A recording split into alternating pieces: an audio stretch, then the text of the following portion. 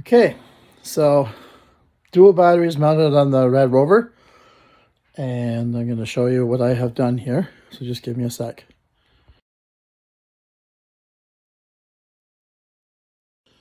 Okay, so I have a 52 volt battery mounted where the RAD battery was. So that's all mounted.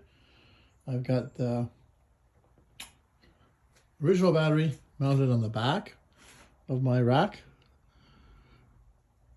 And the wiring comes down along the frame rail here into this controller. So the controller you'll see has 1 and 2.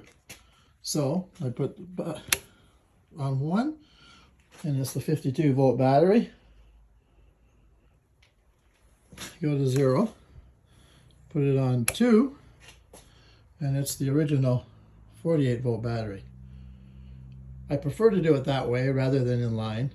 I like to have control of my battery, but this will be the first time we're going to try it out. Let's see if the controller comes on. So I'm going to put it on battery 1 first,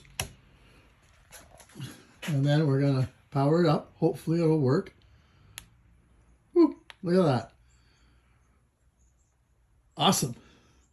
Shut the power off. Okay, that was the 52 volt.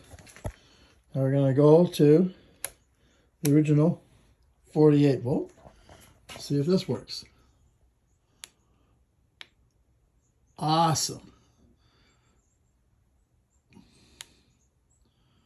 Shut that off. And we go to 0. So again, that's my bike. I'm waiting on the motor tool to take the motor apart, and then we will put it all back together. Thank you for watching.